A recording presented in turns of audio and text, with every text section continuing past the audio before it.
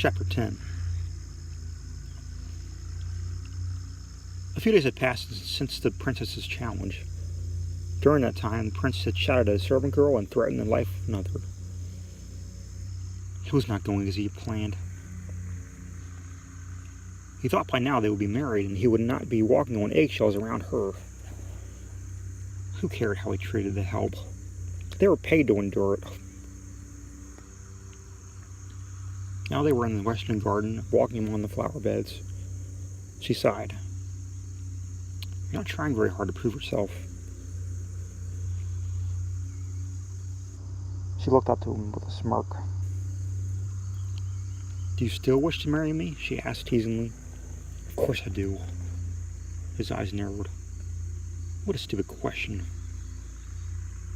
After all, that was still his only way to gain his rightful place as king. "Then please act like it."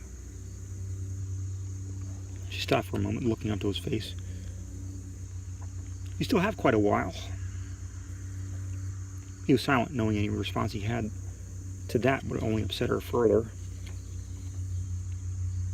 They continued to their stroll as the sun disappeared behind the palace walls. "How about I take you out on a date? Maybe getting her out of the castle would help lighten the mood."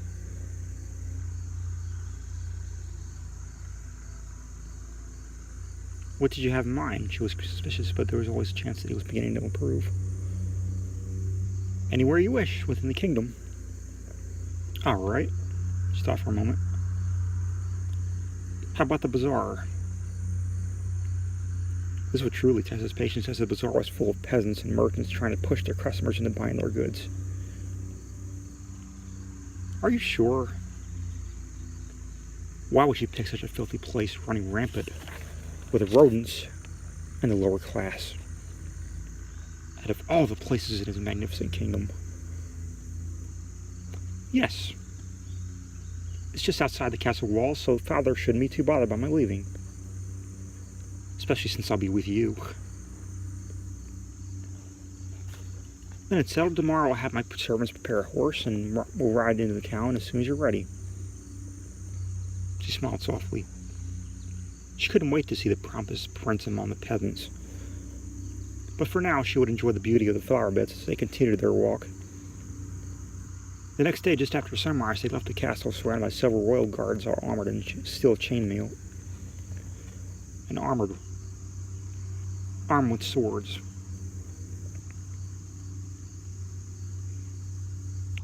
They took the dirt path, which led from Prince Michael's castle to the village a few miles away. Princess Bailey rode in front of the prince, his arms loosely wrapped around the curve of her waist, as they traveled down the well-trodden path. Soon they approached the village.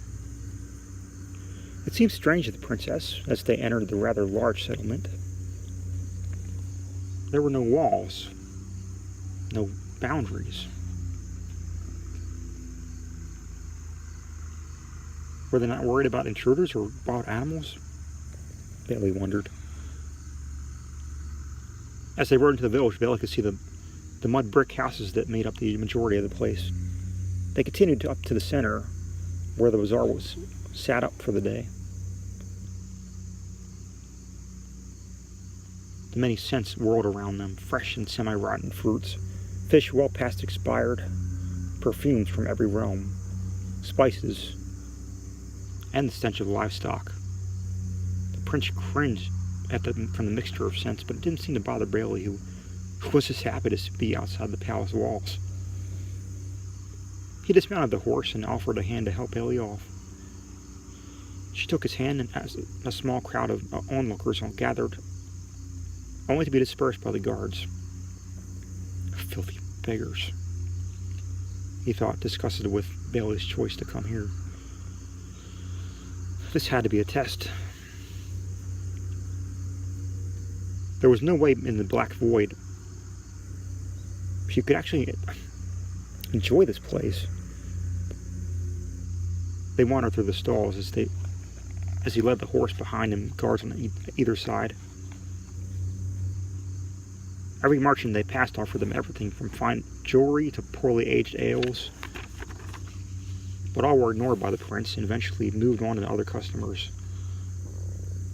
She looked around as they walked down the trash-strewn cobblestone path. Though she did not wish to stare, it wasn't every day she got to see such a thing. As they traveled farther into the crowded space, the bazaar became more active and the noises of livestock became more distinguished over everything else. As she admired the muscular workhorses which were up for auction, she heard a man yelling. She turned to see what was wrong, only to collide with a peasant child.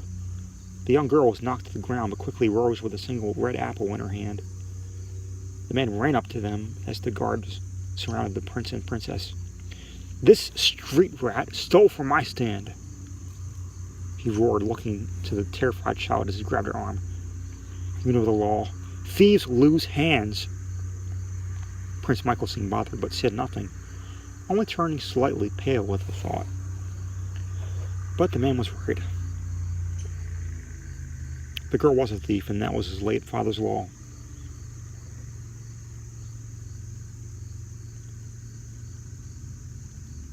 But Princess Bailey wouldn't hear it.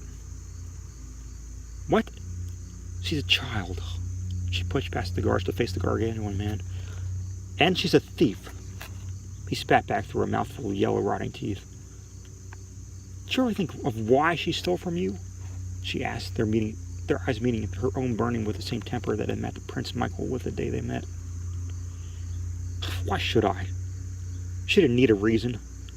All beggars are the same, thieves and cutpurses. Perhaps she stole out of desperation?" She still glared up to him, not backing down.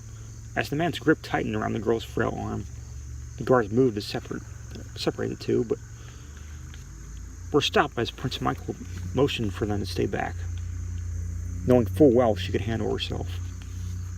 "It's not that," the girl spoke. "It's because he charges 30 silver coins for bad fruit." Suddenly all the attention was off the girl and on the man. Prince Michael stepped in. "That's a ridiculous price for eating fresh fruit." He took the apple from the girl's hand as gently as possible. As he looked over the fruit, he could see it riddled with black spots and wormholes. He turned his attention back to the girl. "You realize eating this will make you sick, don't you?" His dark violet eyes narrowed toward the man. "Release her, and I won't have my guards lock your sorry ass in the stocks." The man let go of the girl, who thanked the prince and princess and ran off without another word. He began to say something, but thought better of it, and seeing the royal guards who were ready to take him down, he instead walked away with a scowl and his wife. "And have your rotten fruit back." The prince threw the beyond spoiled apple, which met the back of the man's head. The man froze, but said nothing before he started walking again, headed back to his fruit stand. Bailey walked toward the horse. "I think it's time we headed back to the palace."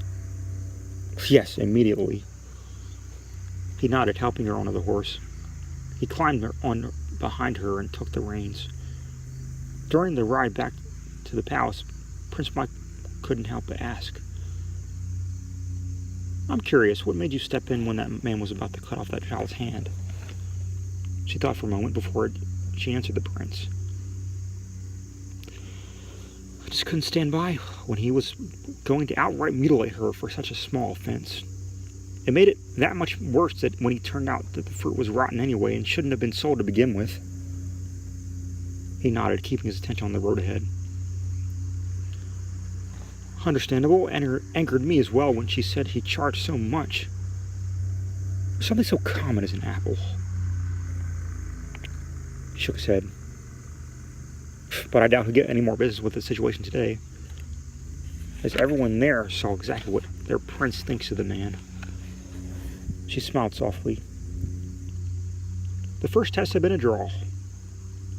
He had gotten angry, but for good reason, and so had she. As night fell, they entered the castle walls, and a stable boy was waiting to take the horse back to its stall. Strangely enough, Phelan stood next to him. The prince dismounted and helped the princess to do the same. "How is father?" she asked faintly as she walked toward the maid. "He's waiting for you in his quarters. He wants to speak to you and Prince Michael." She frowned, knowing it was about the postponed wedding plans. "Very well. Take us to him." "Yes, princess." She bowed and walked back toward the castle, followed by the prince and princess.